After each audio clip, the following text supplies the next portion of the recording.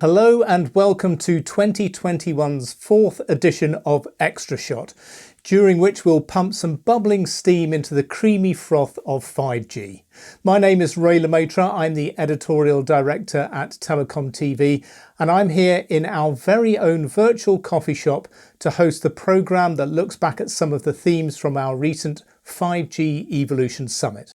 As ever, I'm joined by my fellow mobile broadband baristas, Telecom TV's Director of Content, Guy Daniels, and Chris Lewis, MD of Lewis Insight. Welcome back to the shop, which now, of course, allows us to linger inside for hours while only ordering one tiny virtual espresso. Chris, what's been floating your boat recently?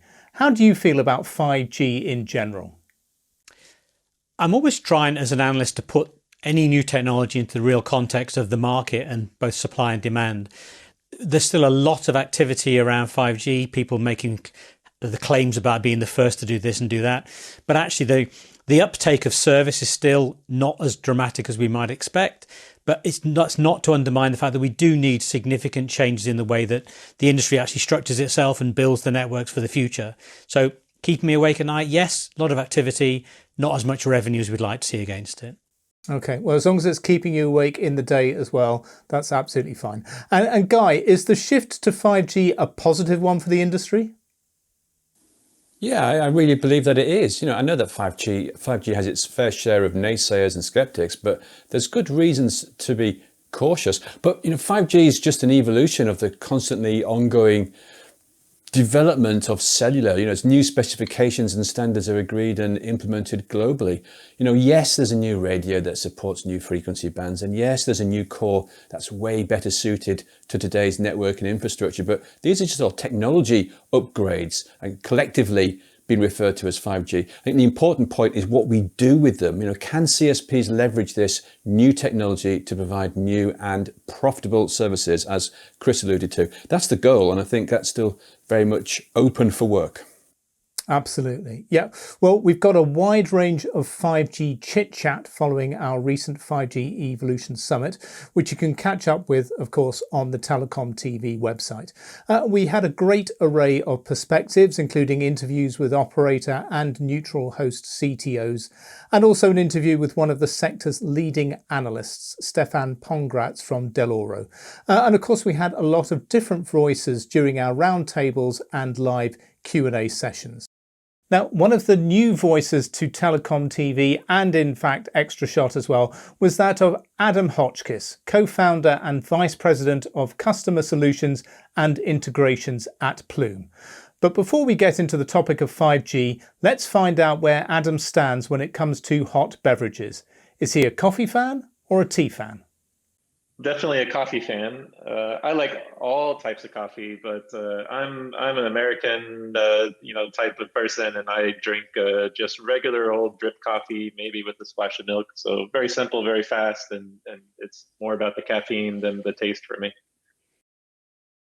Well, that puts Adam very clearly in the coffee camp, and while we sometimes like to pretend we're objective, we definitely prefer that kind of response. Go, Adam! Okay, enough coffee cheerleading. Time to talk 5G. And for Plume, which has developed AI-enabled smart home software, its focus is on how 5G and Wi-Fi can play nicely together, particularly in 5G fixed wireless access deployment scenarios, an area where Plume believes there's a real opportunity to help extend the 5G customer relationship from the wide area network and into the home. We're very excited about the opportunity 5G brings, and I think the promise that 5G has for fixed wireless access is really to allow carriers to move into new markets very quickly. The business case becomes much more simple when you eliminate the need to dig trenches and lay fiber or coax to every home. And 5G is the technology that can make that happen.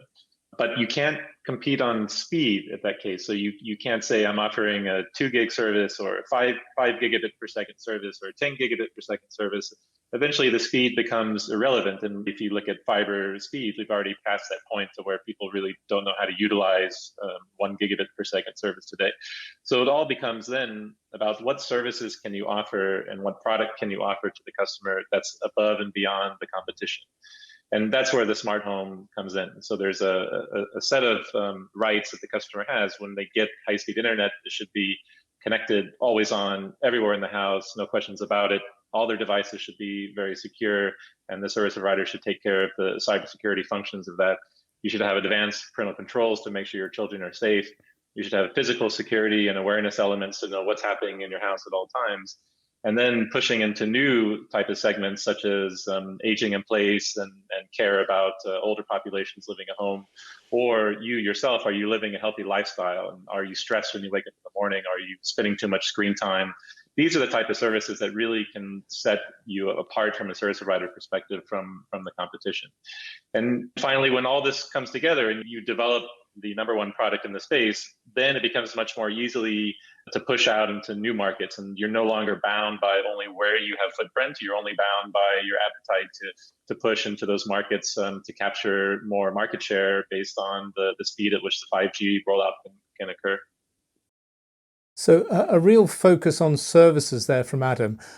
Chris, this topic of service providers extending the customer relationship into the home or workplace has been a major one for years, hasn't it?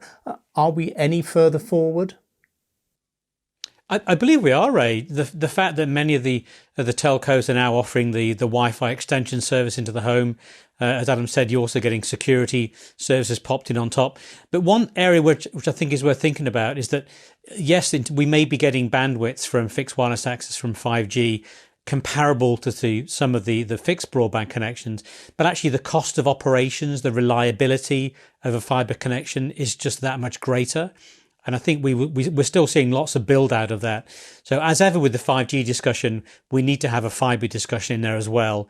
Differs by country, of course, but it's really important to blend the two and get fibre in wherever we can. I'm sure many of the people delivering the operational side from the telco understand that's the way they need to deliver it.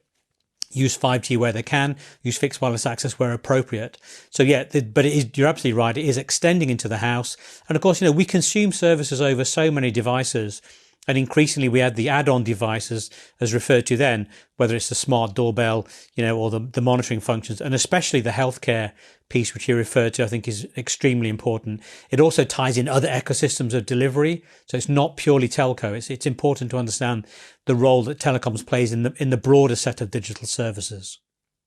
Yeah, no, absolutely. It's really good to focus on what actually goes over the connections as well as the connections themselves. And it's interesting as well, I think, that the topic, the conversation around fixed wireless access has actually bubbled up a lot more recently, just as fibre deployments and investments are getting larger. Guy, what's your view on the potential of 5G fixed wireless access? Do you see this becoming a fixture in service provider portfolios generally, or a broadband connectivity choice of the final resort? Well, I'd certainly like it to become a fixture in service provider portfolios, but I'm a little pessimistic about it happening, or at least just yet. This has been a long road and we've been meandering down it for years and years. We're seeing renewed interest in fibre build-outs now, as Chris was saying, and there's better supporting economics behind these fibre build-outs. Not everywhere, but coverage is improving, and yes, it differs from country to country and location to location. I think enhancements to copper don't look as promising as they perhaps once did, so maybe FWA does have a role to play. Is its success tied to 5G? Well, a higher throughput alone should give it an advantage over previous iterations. In the meantime, though, I'm going to plug our one-day Open Access Summit because we held a panel discussion on the evolution of fixed broadband access in an open cellular-first world, and that is definitely one to watch to get more information.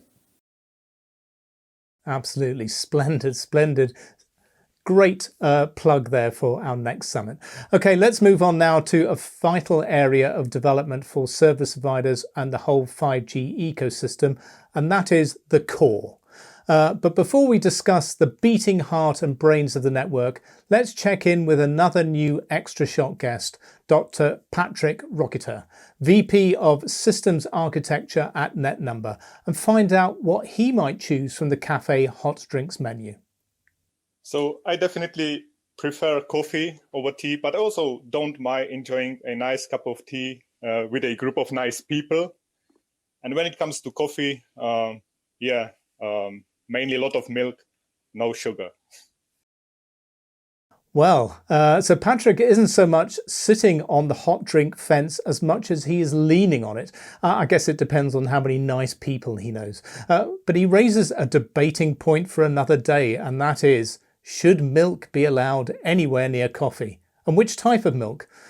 Oh, how I could bore the pants off the world with such topics, but let's move on for now because the core awaits. And one of the big promises of 5G is that it can, in theory, open up new revenue generating potential for service providers, particularly from enterprise customers.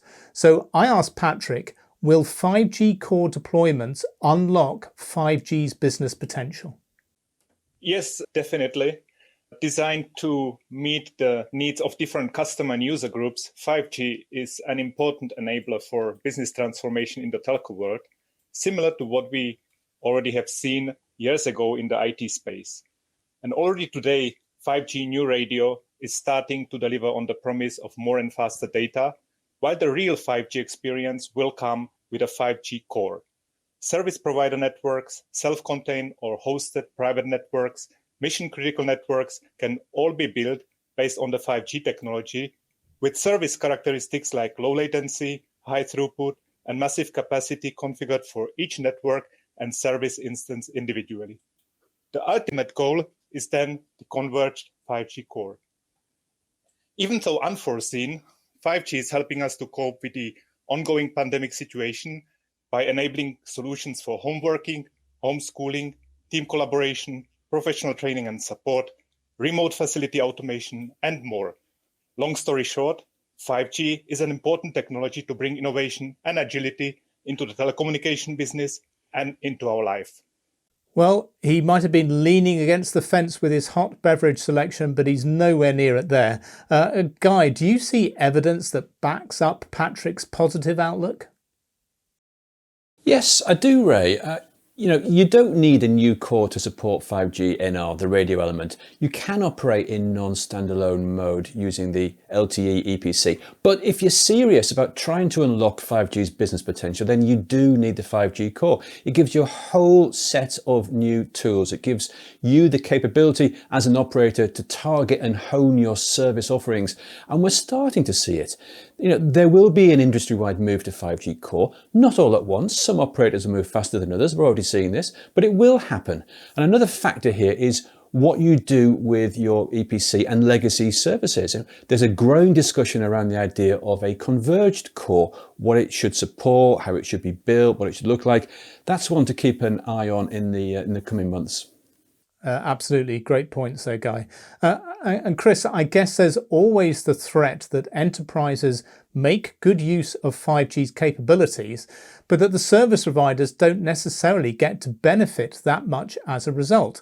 Making money and boosting margins from enterprise services has always been a tough one for the telcos, hasn't it? It has. The issue is always around how the telecommunication services wrap themselves around the business usage. In the past, we pretty much forced them to fit in with the way we design the technology.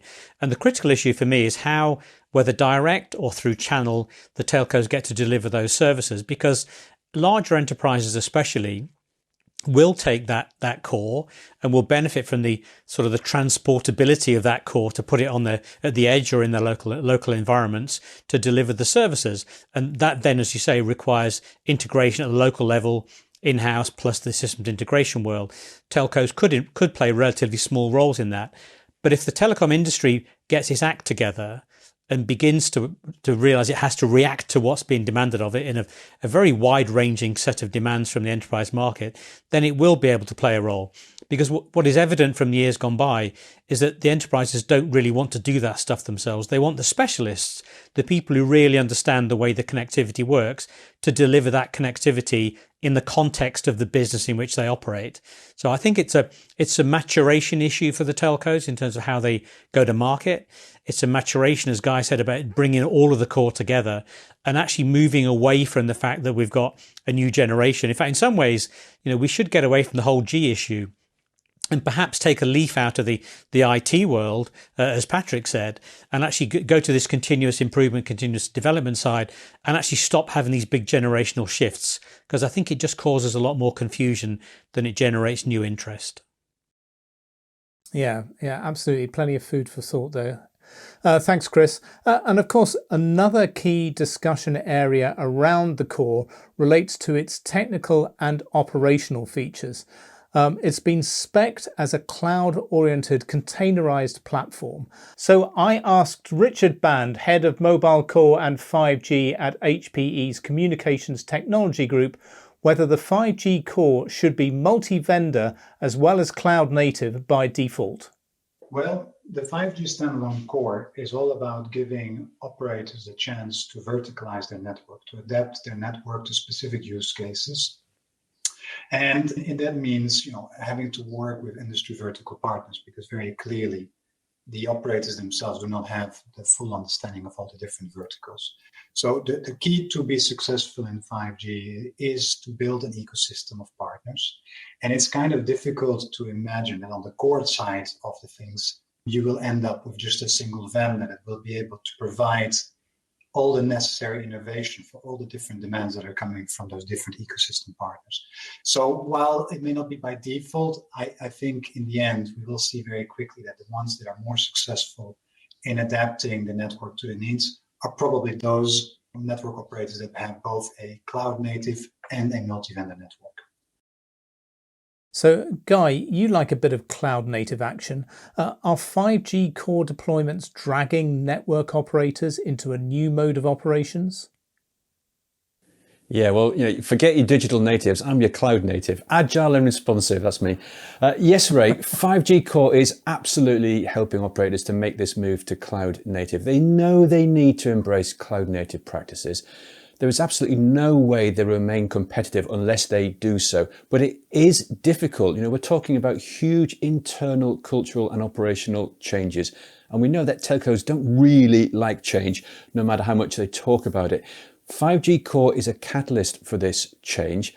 There will be pain in the short term, but they must focus on the longer term gains. And I'd like to just come back to a point that Chris made earlier about, maybe we should about time we do away with the generational aspects of 5G. I couldn't agree more. I think the idea of giving the research and development community 10 years to think about what's happening next and do these in 10-year chunks, I think is outdated thinking, because let's not forget, 3GPP doesn't release its new specifications once every 10 years. It's like a year and a half, 2 years. It's a constant move of new spec releases. So I do think it's in the industry's best interest to change that.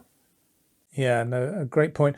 Chris, do you feel like we're moving into a new era of development, a new way of the industry moving itself forward?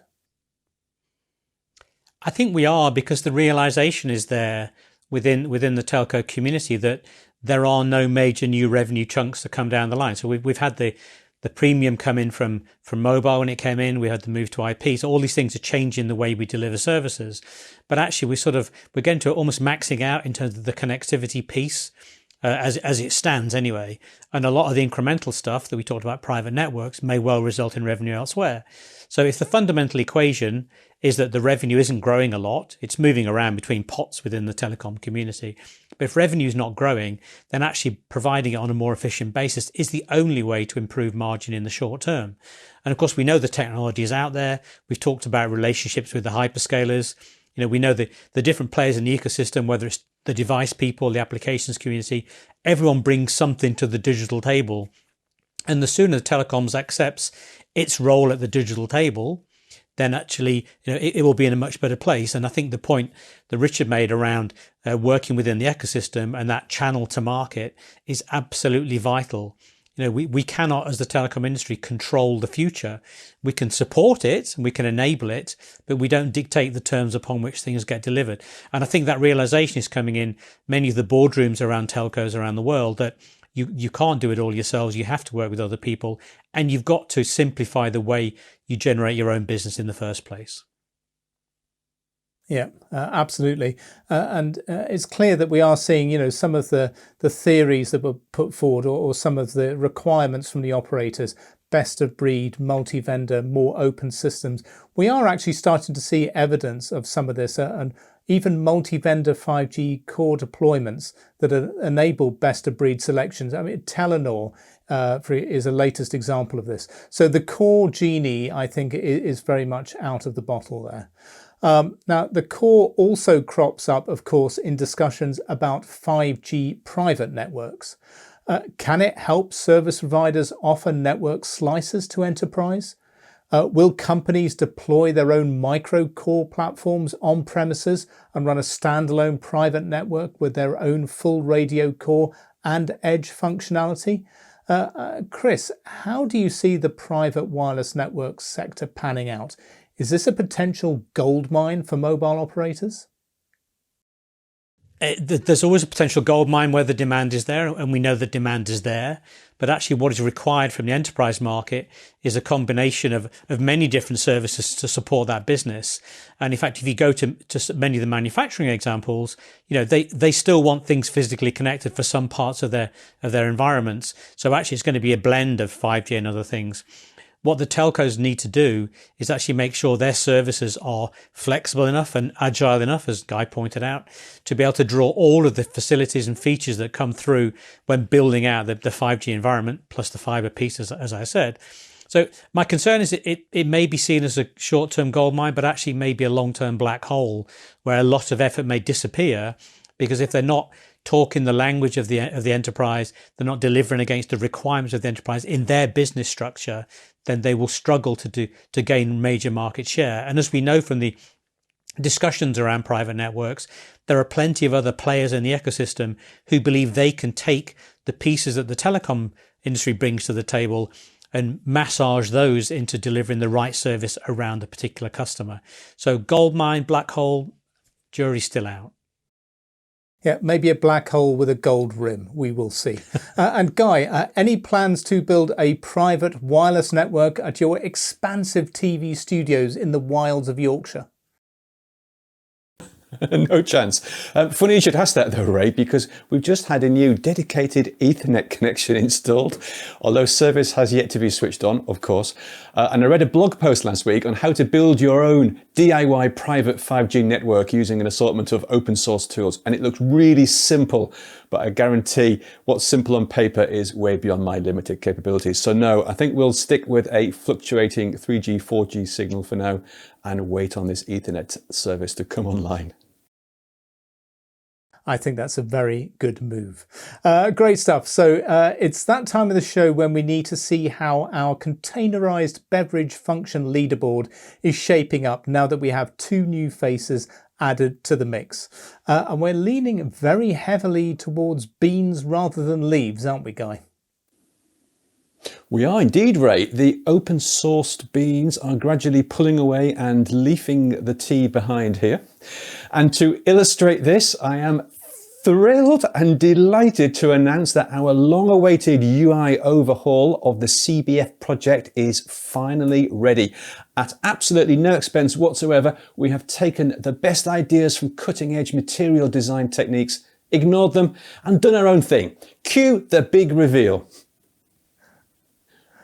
Hey. This is the new leaderboard. Look at that. It's a thing of beauty. How sleek and just clean and modern that looks. And the relentless march of the coffee drinkers throughout the industry continues unabated there. There's a few of us are dabbling with a coffee tea hybrid model approach. And of course, we've got our two outliers there, Diet Coke and hot chocolate on the far right-hand side. But just look at the membership now, Ray. This is quite a group we've got together here.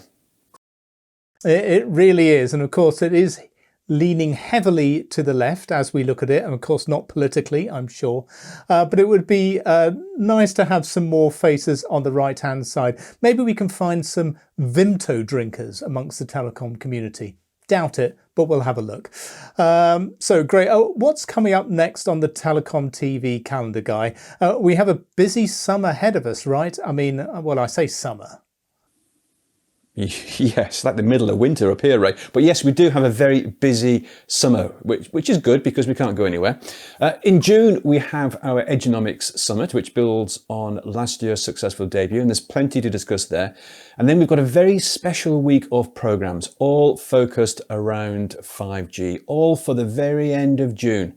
So watch this space for more information, as they say. But we have a lot planned, and it is very exciting. Oh, it really is. And Chris, are you free to join us during the coming months? Got any plans for the allegedly warmer season? Well, Ray, I'm much in line with some of the people on the barista barometer there, the hedging my bets, and I have acquired some significant wet weather gear to keep me dry. I will just pursue my tandem riding all around the southeast of England. But yes, I'm available. One comment on which did worry me about the coffee side.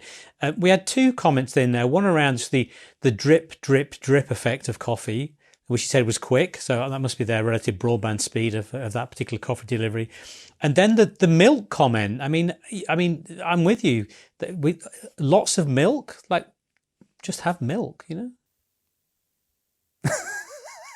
Well, I'm not sure that just milk would give you any kind of hit whatsoever.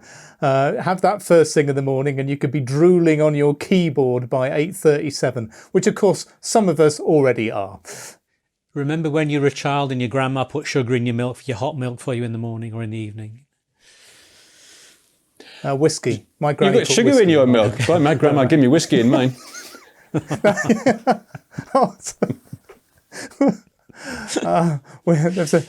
2-to-1 on boozy to sugar households there. Great. Excellent. So listen, it just leaves me to say thanks very much to Guy and Chris for joining me today. And thank you to you for watching. So I think now it's time to get the kettle on.